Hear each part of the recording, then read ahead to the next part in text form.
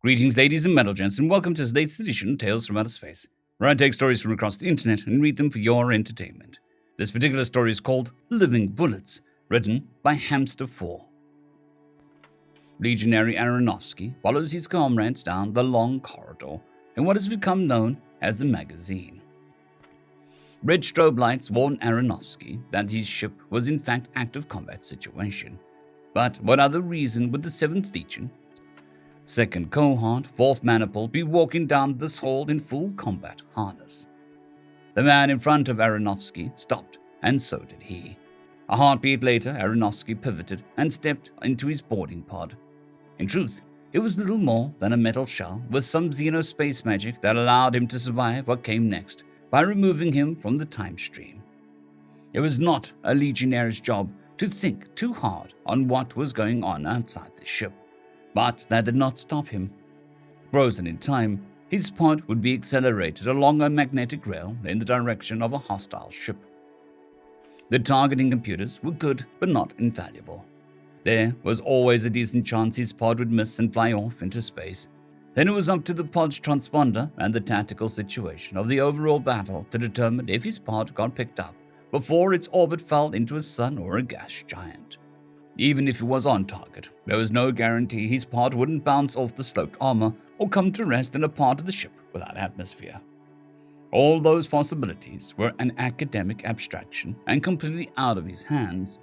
What was in his hands was a Boss script carbon fiber scutum, the modern version of the Roman heavy infantry shield, 22 inches of hardened steel gladius, also following the Roman pattern, and a penchant for aggression that was several orders of magnitude above galactic norm. The launch countdown ticked down. 0130, 0129, 0128. He started his deep breathing routine. 058, 57, 56. His ground his stance into a runner's block that would allow him to spring forward even in a zero-gravity environment. 15, 14, 13. Shield up, the business end of the Gladius hovering just above its upper rim, ready to ruin the day of the first Xeno he encounters coming out of the pod. 4, 3, 2. Muscles tense and relax, ready for war, for glory, for death. 0. The lights outside flicks to a pale green and the explosive bolts trigger, launching the pod's doors into the new environment. Legionary Aronofsky surges forward into the confusion created by the flying slabs of metal. 3 Xenos await him in the room which now houses his pod. One is on the ground, wounded by the pod door's impact. Another is cowering in terror, limbs covering its sensory organs. A third is raising some sort of device in his direction. Plink, plink, plink. The device is some sort of pellet shooter. Aronofsky doubts that the projectiles were rated for human. But even if they were, the bubble shield was doing its job deflecting the low-velocity projectiles away from the charging legionary. Probably low-level security meant to keep the crew in line, Aronofsky muses as he closes the distance. The bubble shield envelops the Xeno security guard, and Aronofsky takes special care to pin his opponent's weapon's arm to the bulkhead before going to work with his gladius. It doesn't take long. Legionary Aronofsky is a professional with a job to do. Wasting time dispatching a lowly security guard is not what he was here for. The other 2 Xenos offer no resistance as Aronofsky shoves them into a corner of the room and activates a portable stasis projector. They are now locked in a time until the end of the battle. Given what was about to happen, they probably prefer it that way. Scooting forward, Gladius at the ready, Aronofsky stalks towards the door. He needs to link up with his fellow legionaries and make their way to the engine room or bridge. Every second it takes increases the odds of encountering a proper Xeno response team. Remember your training. Look for the power conduits, he says to himself as he emerges into an empty hallway. There is a panel set into the wall. It doesn't come loose easily, for the Gladius has other uses aside from murder. The 2 power conduits run left to right. This must be an ancillary part of the ship. Pick a direction and get moving, Aronofsky recites. He picks left and starts down the hall. 35 feet further down there is another panel A quick stab and pry motion, and its innards are revealed. It is a T-junction, with a feeder conduit going up. Excellent. Probably on a lower deck, under something important, Aronofsky thinks. In the distance, he hears more Xeno shrieking and the sound of chitin on carbon fiber. Aronofsky takes off at a full sprint towards the noise. Others will be attracted by the commotion, both friend and foe. He reaches the end of the hallway and turns to see Legionary Marcusio inside a shield bubble of a mantid. Marcusio is at a disadvantage in height, reach, and number of weapons. He wields his scutum well, turning aside strike after strike while lashing out with his gladius to keep the mantid on the defense. Aronofsky barrels into the joint bubble shield, pushing the disruptor circuit in his scrutin boss against the shimmering field. 2 seconds of pressure, and the fields merge to let him in. His entry does not go unnoticed, and the mantid turns around to lash at him. This is the opening Mercutio has been waiting for, and he jabs the tip of his gladius into the elbow joint of an arm that he had purposely allowed to get lodged in his scutum. Mercutio's blow cripples one scythe arm, but there were 3 more to worry about. 2 lash out at Aronofsky, turning aside a blow that would have pierced the mantid's dorsal nerve cluster. Overextended, Aronofsky catches a follow-up blow to the upper arm. With a claw to land on exposed flesh, Aronofsky would have likely have been put into a disabled roster until a new arm could be regrown. Fortunately, the 7th Legion has Mark IV Lurica pattern armor, and the claw only manages up to partially buckle the pauldron plate. Injured and outnumbered, the mantid started falling back, throwing conservative attacks and keeping its crippled arm close as its static defense. The Legionary, sensing the advantage was theirs, pressed the attack. Aronofsky pushed hard to allow Mercutio to regain his breath. The mantid knows it is running out of corridor to retreat.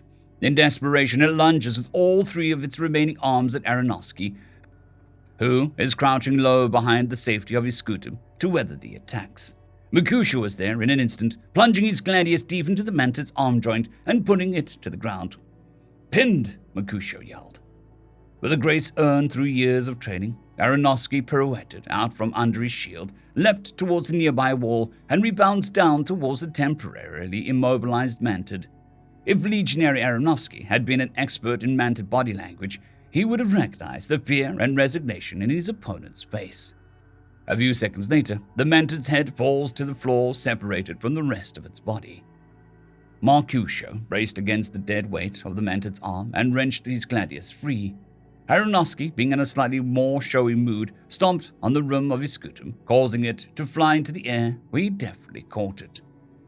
"Find any conduits?" Mercutio asks. "2 in halls running parallel with the floor, 1 T-junction going up. How about you?" Aaron asked. "Negative. I've been fighting ugly here since my pod opened," said Mercutio, gesturing towards the decapitated mantid. "I think I saw a transport tube back that way." Aronofsky gestures, and the 2 humans set off. It wasn't long until they found what they were looking for. Xeno architecture seemed to eschew the concept of elevators, preferring zero-G tubes to connect floors. As far as Aronofsky was concerned, it worked in their favor. There was no machinery to activate, alerting security to their presence. Also, the enclosed box would deny them the ability to maneuver. He still would have preferred human stairs, but the Xeno ship designers were rarely so accommodating.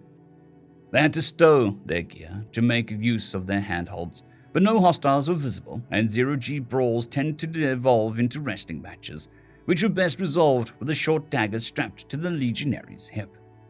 The sounds of a fight echoed down the tube from the upper level. Mercutio and Aronofsky flung themselves upwards, hoping that they would arrive in time.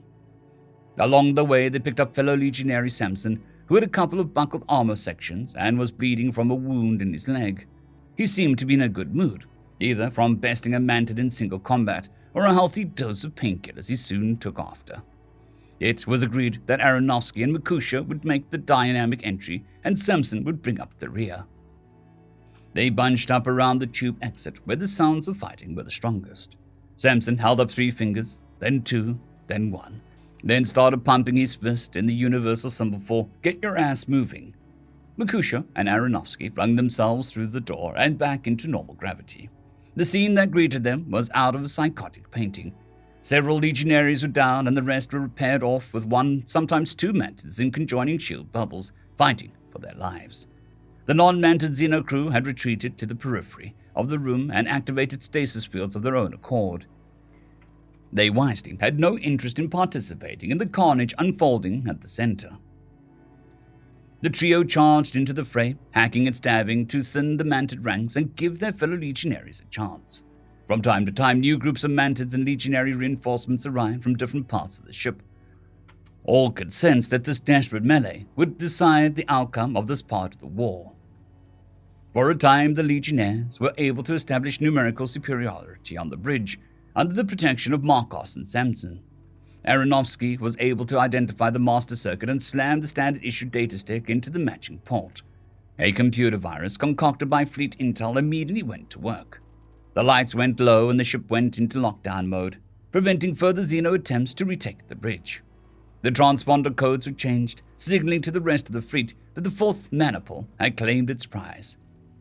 In the after-action report, it was noted that Legionaries Aronofsky, Mercutio, and Samson fought for 20 straight minutes before the bridge was secure.